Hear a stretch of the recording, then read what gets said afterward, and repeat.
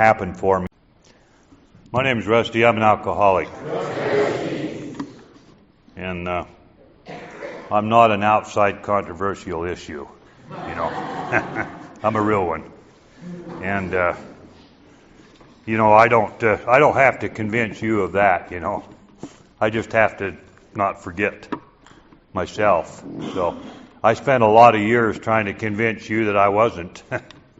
And now I figure it's a waste of time trying to convince you that I am. So my sobriety date is March the 12th of 1992. And I'm totally grateful for that date. That particular date is the day after I drank, of course. I was drunk. I had a moment of clarity in the middle of a drunk, which I shouldn't have had, but I did. And that moment of clarity, I came to accept the fact that I was an alcoholic and realized at that point that I was going to chase this illusion to the gates. I was already to the gates of insanity. I didn't have to go any further, walk through those, you know, but I knew that persistence would take me to death. And so I accepted that fact that day. But I got to tell you, you know, that moment of clarity wasn't one of those boomers where I just changed all of a sudden. It was one of those where I had to think for a minute to see if I couldn't come up with another good idea or another plan that would work. And I had already had several DUIs, had been to jail several times. The divorce was pending. The job had gone south. The two businesses had gone down the road.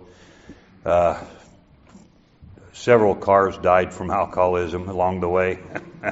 You know, it was incredible. The evidence was piling up, and yet in my mind, this was my opinion, and I'd had it for a long time. How could a red-headed, skinny red-headed, that's changed, Swedish, Mormon, farm kid from northern Utah be an alcoholic? There's no way. There's no way that can happen. And that was the opinion that I had formed way, way back. And I kept that opinion going, you know, that there's no way I could be. You know, it's said in this program that we identify alcoholics by the ones we know. You know, and I knew one alcoholic when I was growing up, and I didn't know he was an alcoholic. I knew he was a town drunk, or the town clown, both. And guess what? He was related to me. You know, he was like a third cousin, but he was a drunk, and he was laughed at a lot, and a lot of people shook their heads at him, and that was way back in the days when, you know, you couldn't identify alcoholics by saying, "Oh, he's an alcoholic," you know. "Oh, he's real nervous." That's the way they'd identify it, you know. He has a bad case of the nerves, you know. And so that was alcoholics when I was growing up, you know. So my identification of alcoholics wasn't too clear. But grew up in a really good family, a real good family, hardworking, honest people. My dad was probably the most honest person I've ever known, and that holds true to today. You know, he gambled quite a bit, but we knew exactly where he was and exactly what it was he was doing. He didn't hide it. He was honest. And my mother was a person that was very concerned about what people said and what people thought. Because she had grown up in a home that I found out later, after I'd gotten sober and had an honest conversation with my mother, one of the first ones in 50 years. But I found out that she had grown up in a home that had a lot of physical abuse in it, and it was the head of the household, my grandfather, and the abuse was directed at the women of the house, and she had grown up in that. It was physical abuse, and it wasn't talked about. It was done. It was behind closed doors, and nobody said anything about it. I had no idea myself until I was sober and was talking to my mother, and she explained some of that to me. Also, at that point, when I was having one of those honest conversations with my mother, this is after March the 12th of 1992,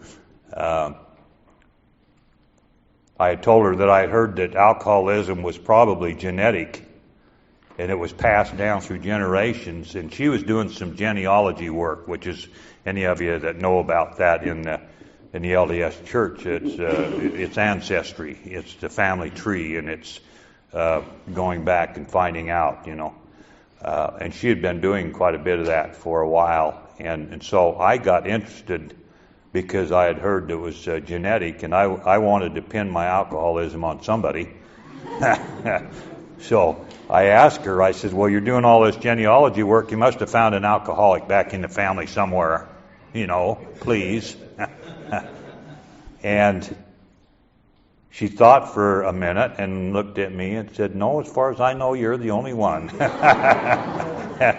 And so Mom blew my cover, again, and took away the one excuse that I thought that I could use, even after I'd been sober a while. But, in growing up, I had that typical kind of alcoholic opinion of myself, and that I was somehow different. And in fact, I had an illness that kind of separated me from the rest of the kids. It was fairly serious, and it stopped me from doing some things. I wasn't allowed to do much physical activity, and all of that. It left me with a heart murmur, and so a lot of sports and that were out, and a lot of work on the farm was out, and that caused me some problems because I wanted to, I wanted to play sports, I wanted to work alongside my dad, I wanted to do the things that boys are supposed to do on a farm, because I was surrounded by hard-working farmers, and so I had that kind of opinion that I wasn't, too worthy. But what happened is I started to pretend a lot. I don't know. When we get in this program, we call it lying. But I was pretending a lot, and I started to live that double life that we talk about, and it carried on into high school, and the one thing that one of the blessings that I had in growing up, I was given a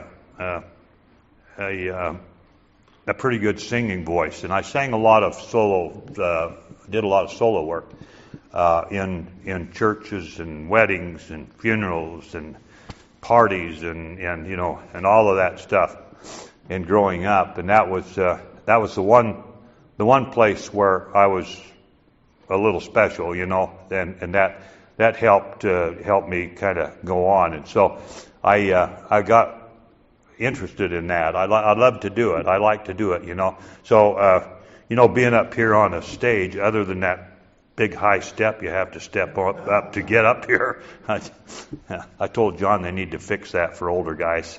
But anyway, I guess there's steps over there somewhere. Yeah, that's typical the way we handle the steps. They're over there.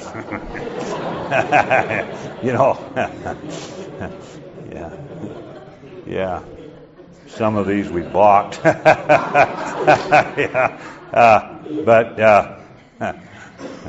Anyway, I sang a lot of places, and I liked it. It was fun. It was plus I was in the spotlight. You know, hell, what's not fun about that?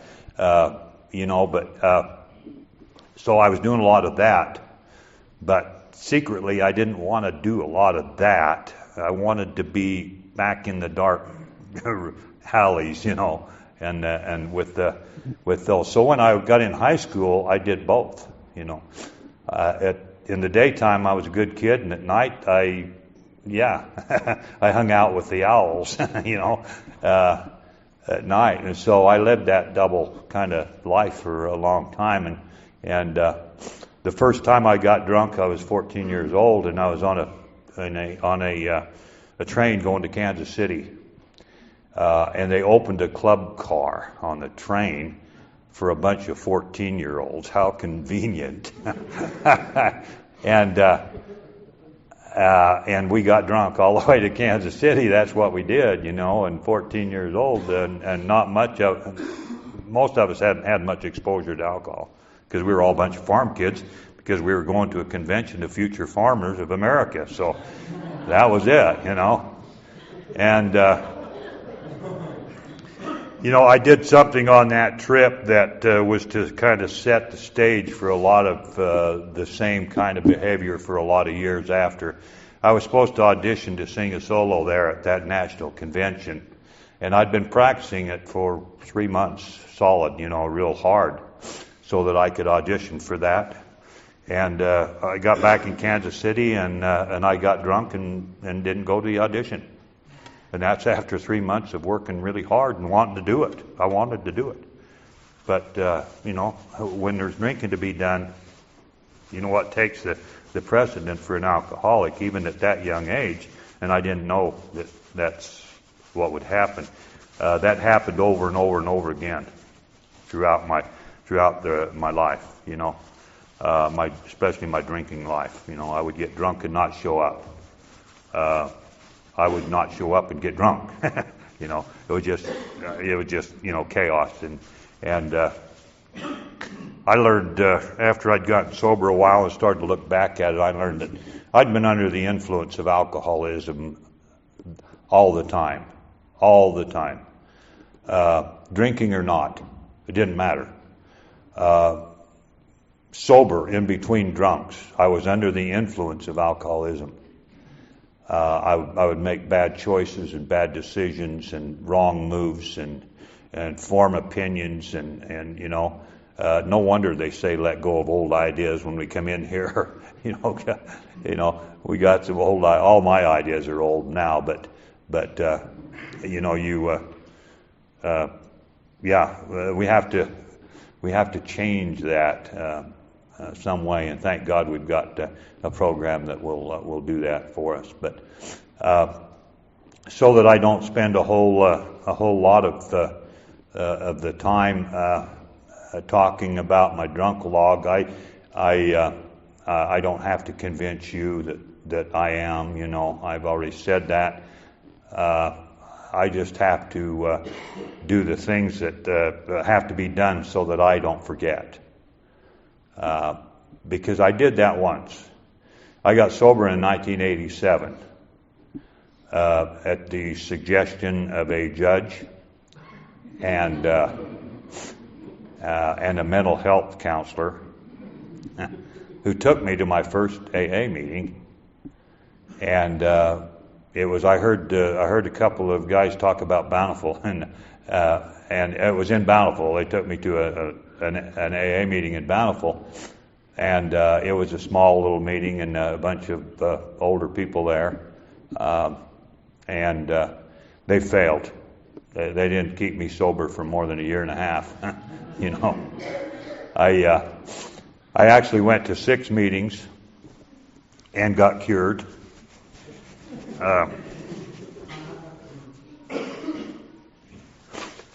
About killed me. Getting cured. I don't recommend getting cured, by the way. You know, not a good idea for us. If you're a real alcoholic, getting cured is not, that's not a good idea at all. That's painful. So due to circumstances and so forth, I stayed sober for a year and a half, because of the threat, the threats. You know how we get all those threats from the wives, the husbands, the friends, the family, the judges, the lawyers, all of them, they've all got opinions for us. And the biggest problem is that after a while we realize they're right, and the jig is up. We just can't do it anymore. And the one thing that happened for me in that year and a half, I worked on a project out on the desert. That's pretty good. If you want to stay sober, go work out on the desert. And I worked a construction job out there, and I got healthy, and I was working hard. I was up early and driving out 80 miles one way, and spent all day long out on an ATV, out running around on the desert. It was a lot of fun, for one thing, and especially if you're crazy alcoholic, you can really have fun with that. I was chasing coyotes all over the place, and having a lunch out there, and I did that for a year on that job, and I got, like I said, I got healthy. That job ended, and I came back to started another job, and actually got within a short time was a partner in a company, and it started going, doing really well. It was one that would almost been failing, and it was a bowling center is what it was. And I went in and had a partner in there, and we took it over and started to improve it and grow it, and grow, and it was going really good. I was sober, and then it kind of leveled off, and it wasn't going up anymore, and it kind of leveled off and got kind of stagnant a little bit. And in a short period of time, all this had happened, and then we started to have some problems with it, Well, I didn't have any way to deal with problems. I'd been to AA, but I hadn't adopted the 12 steps, and I hadn't worked them, and I hadn't continued going. And so when the problems got more than I knew what to deal with, I had my wife. I was still married at the time. This is incredible. Incredible. So I don't know how we pick women like this, or how the women pick guys, that stay with us.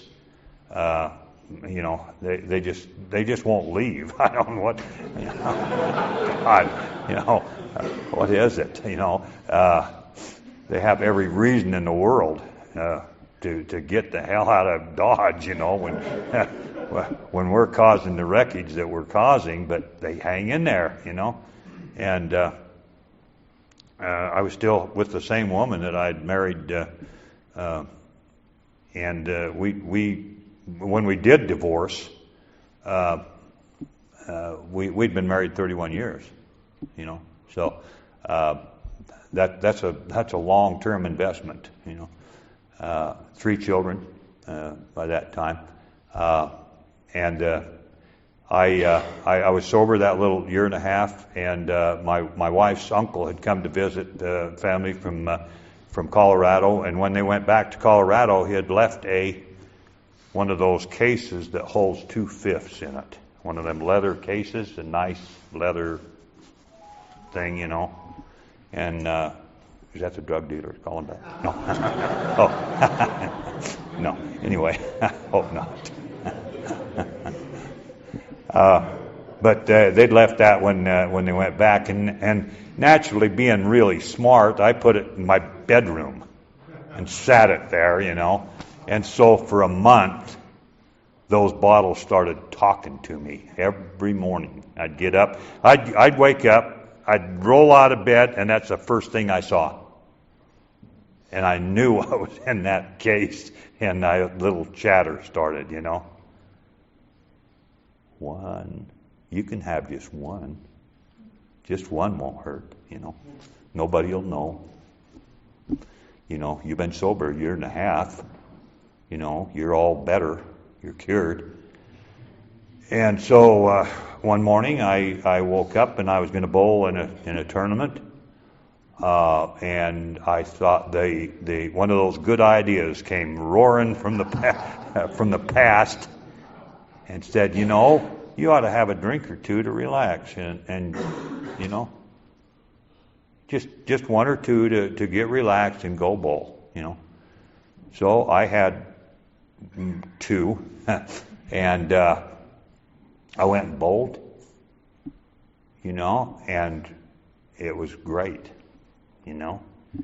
So again, the next morning, I think maybe I'll have another one to relax, Well, I stayed relaxed for 3 years. Long story short,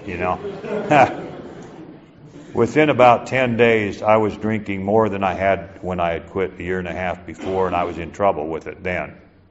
Now I was back there doing it over again, and over and over and over. And it got bad fast. And then I started losing things faster than I could were gaining them, People started leaving, and the business started to fail, and I basically was barely carrying, at that point. In those 3 years were the darkest 3 years of my life. No question about it. I tried to stop drinking again and couldn't. And I tried a lot of different ways. And I never tried just natural wines. That we read that in chapter 3. I thought, damn, if I'd have tried just natural wines, that's how I think. I don't know about you guys, but unless Mad Dog 2020 is a natural wine, I don't think Everclear is in that class either.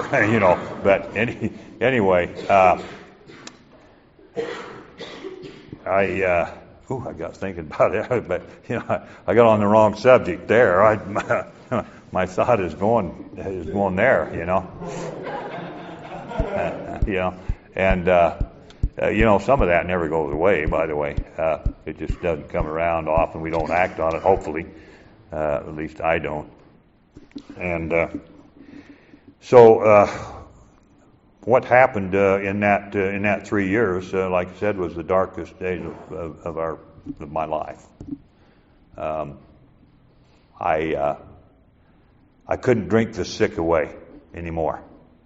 Every day was the same.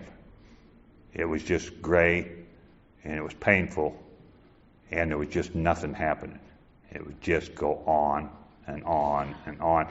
And I could just see that that's where it was going. It was just on and on and on. And there was no end to it, And I was desperately trying to grab hold of something that would stop it, And I couldn't. I went on, trying to work, trying to pretend, trying to do whatever it was, and I was just getting more tired and more tired. And the final drunk. By this time, also, I wanted to mention that I had given up everything that I'd like to do. Everything. I didn't sing anymore. I didn't play golf anymore. I'd pawned my golf clubs anyway. I didn't hunt. I didn't fish. I didn't do any of that anymore. The only thing that I was doing as far as any activity was drinking. And that's the only thing I knew how to do, and and that was it. So my last one was right before my last one. I came up with another one of those brilliant ideas that we come up with, creative ideas. That this time, I don't know how I did it, but I passed the insurance exam, and during this time, and I was selling Safe Drivers insurance. What?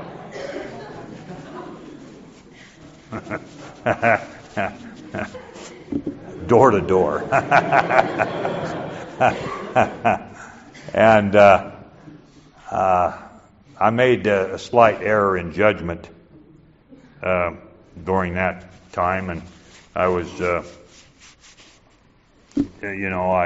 had half a fifth of vodka in me, and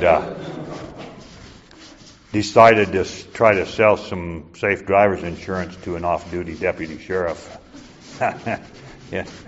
out in West Jordan, and I became number one on his hit parade. He was thrilled to see me. As soon as I left his place, I was surrounded. Go to jail, go directly to jail, do not pass go. That kind of thing.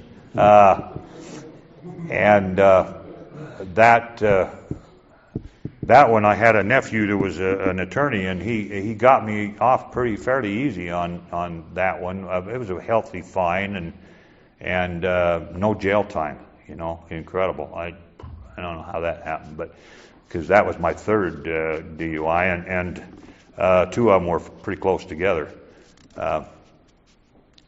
and so he got some community service and a pretty healthy fine, and that was a done deal. And we went to court on a Monday on that one, and cleared that up. I didn't pay the fine, but it was it was all known what needed to be done and so forth. And that was on a Monday, and on Wednesday I was drunk in Wendover. And I was driving a car that was dying from alcoholism. Every one of my cars did. God, this one was. I was out there at 11 o'clock in the morning, and I had forged some checks, and I had bought, a liter, and I'd got fired from my job that morning. So I wasn't able to sell Safe Drivers insurance anymore. And I'd driven to Wendover where I knew people understood. So I'm sitting at a blackjack table in Wendover, and it's by this time it's about 1 p.m, and I was I was there. I was where we go. I had gotten there, and all of a sudden, in the middle of that, is when I had that moment of clarity that I talked about, and I accepted the fact I was an alcoholic. I knew it was over, but I still tried to come up with another good idea or another plan. I did, and I was done. I was done, and the important thing is I knew I was done. There wasn't any question marks left. At that point, I'd been to some AA meetings. I had been going to a DUI education class before I was even sentenced to go there. Now that's nuts. Where did I get that idea? I don't know. I'm going to go find out how to drive drunk or something. I don't know. I don't know what it was, but I was going to this DUI education class, and I got to like the guys that were running it, and they kind of liked me. They didn't like me showing up drunk, but we were having a good time, and so that I'd been doing that. I'd been going to one AA meeting a week, and I'd been doing that for 4 months, and I was drinking every day. Now, if you want to have a really good time, drink every day and go to AA meetings at night. Boy, that is the height of fun. Yeah. This little meeting that I was going to was a great little group, and they were just there was a bunch of people there that were sober quite a long time. It was in the church downtown. It was called the Downtown Bunch. Anyway, I started going there, and I was going there once a week and drinking every day. And after about a month and a half or 2 months of that, one of the little ladies came up to me after that meeting, and she says, "You know, it might work better for you if you don't drink." And I went, "Oh, how did you know?" The last meeting I went to that, I tried to chair it. Volunteered, yeah, pick me. And that was a kind little group. They were good members of Alcoholics Anonymous. They allowed drinking drunks in there. Wow, I've been to meetings since then in the past few years where somebody comes in half drunk and somebody takes offense at that.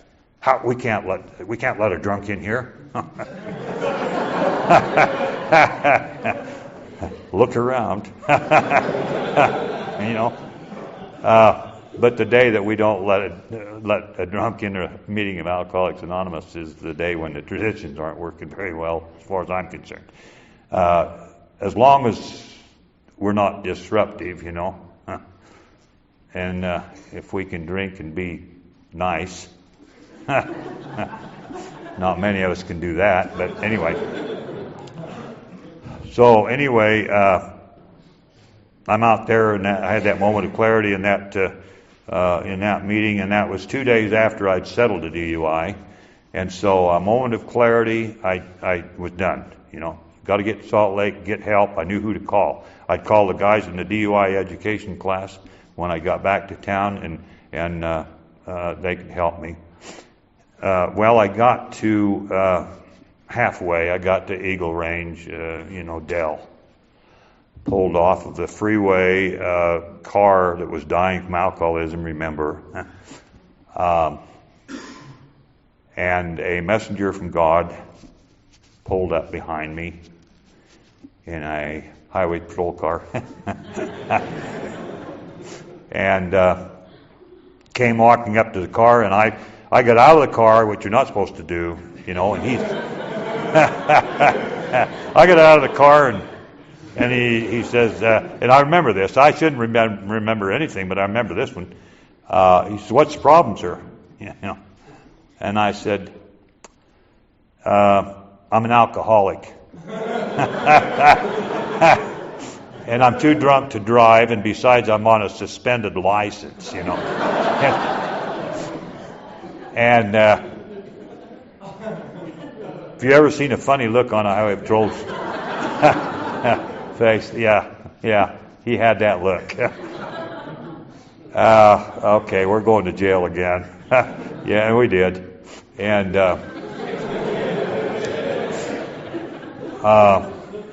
that was the last time I went to, well, it wasn't the last time I went to jail, because the judge decided I needed to spend a little time out there later on. He put me in for 10 days, which in and of itself is another miracle. But that was the point right there.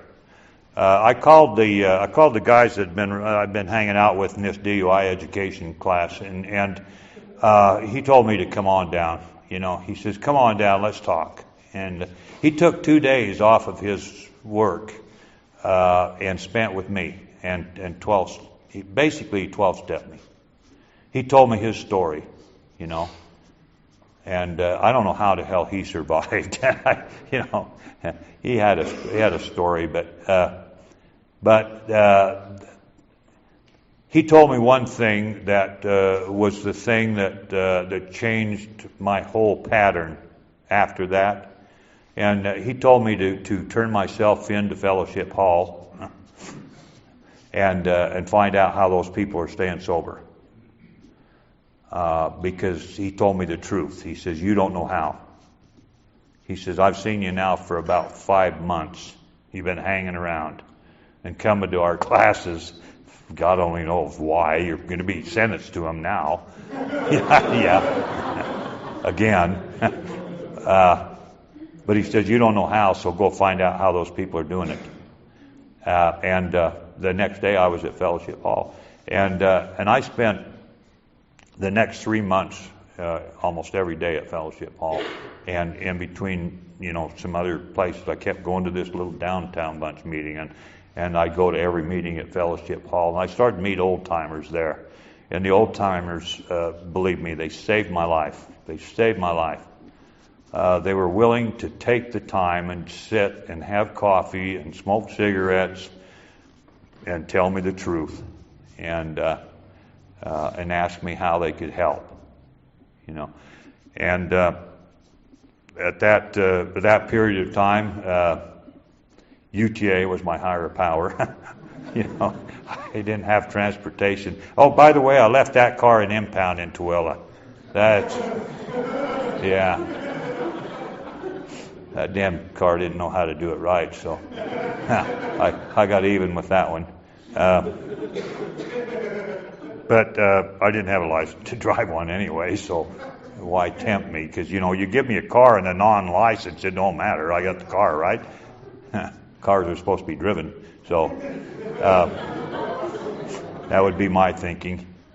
And so, UTA became my mode of transportation, and I found out real quick that it didn't want to run on my schedule, and so I had to start planning my time and where I was going and all of that stuff, and it was a blessing. It was a real blessing because I started to become aware. I started to wake up a little bit from that distorted world of alcoholism. It says in the book, and I started to wake up from that, and I started to see things, and those things had been around for a long, long time, but I started to see them now, and it kind of surprised me. I'd be riding the bus and I'd see something that looked interesting, I'd say, oh my God, look at that. How long's that been there? And so he'd say, about 15 years. Oh, that's funny. I thought it was new. But the awareness that comes from sobriety is terrific. It's just something that is not to be missed, for anybody that's wondering what benefits you can get from being sober. Awareness is a big one. Freedom is probably at least as big, if not bigger. The promises, the 9-step promises say we will know a new freedom and a new happiness. And they came pretty quickly for me. They really did. I didn't have to work all the way into the 9th step in order for those to start happening, and they did. That freedom and happiness, newfound freedom and happiness, started to show up in my life. I hooked back up with that mental health counselor that had helped me the first time when I was sober in '87, and this is in '92, remember, and. I got a little cold. I'm trying to catch. But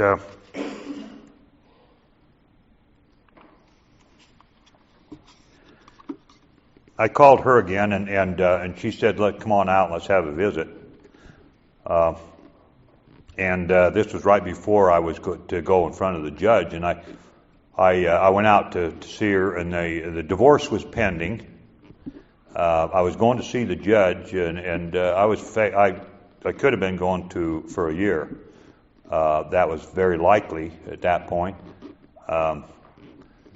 I'd lost the business, didn't have a job, no drivers, all of that stuff, broke, disgusted and couldn't be trusted. And she said, come on out and let's have a visit. And so I went out and had visited with her. She had taken me to my first AA meeting, and no wonder she was 13 years sober in the program, and being a mental health counselor also. So I told her my plan, that I was going to end up going to jail, and so that'd be a great opportunity to quit smoking. And she said, wait a minute. Wait a minute. You're not drinking. You're hating it. You're getting divorced. You're not working. You're broke. You don't have any cars. You know, everybody's leaving you and all this, and you're going to quit smoking? Yeah. Yeah. She said, oh, yeah. No. No. So that was the way I made plans, you know. You know, if things are bad, I can do one more thing to make them worse. That's the way I'd always done things. But I went to jail, and you know, and it was only for 10 days. And the reason that was only 10 days is that judge had been approached by those people that 12-stepped me earlier. And they had a little group together, and they were talking to judges and people in the justice system, trying to get them to start considering treatment for alcoholics rather than jail time and fines and suspension of license, all of that stuff. You know, they were approaching judges in person and asking them to start considering the fact that they had an alcoholic in front of them, and maybe treatment would be better. And this was, like I said, this is almost 20 years ago. And so I think the work that they did, I think today is showing some fruits of their labor, because we have drug courts and we have judges are sentencing people to treatment and to Alcoholics Anonymous, and to, you know, we're still getting those healthy fines and all that. No, you know, that didn't all go away, but you know, but still, at least they're not trying to throw us away and bury us forever.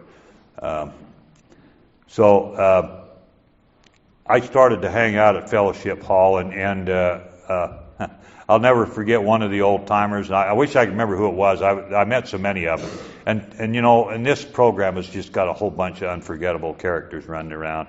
We've lost a lot of them over the years. You know, they've passed on, but boy, there were some great ones. You know, and they all had nicknames, and you know, Double Down just recently, and Honest John and Hippie John and Railroad Bill, and you know, all I mean, it just goes on and on and on.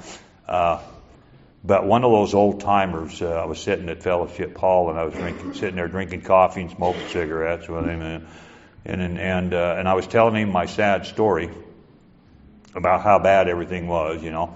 And he just looked at me and he says, "You think you've hit bottom?" And I said, "Oh yeah, man, I've hit bottom. You know, I've hit the bottom of all bottoms, you know. It's hard for me." You know, and he says, "Well, wait till you drink again." And at the moment I didn't catch it, you know, but a little later on I did. I thought what he was trying to tell me is, you know what? It can be worse if you drink, you know. And it was bad. It was bad. But that got my attention. And so I'm about out of time here, and that's good for you guys. You know, I got involved and I got active in the program of Alcoholics Anonymous and in the fellowship, and I've stayed involved and active in the program. I got a sponsor, was assigned to me. I was too arrogant and proud to pick a sponsor, and so that dragon lady, who was my mental health counselor, assigned me a sponsor, you know, and he started working with me and took me through the steps, you know, and he did things for me that I just didn't think that I could, that I would do. And he never really ordered me to do anything. He always says, "Here's what I did, and it worked for me. Why don't you try this and see if it'll work for you?"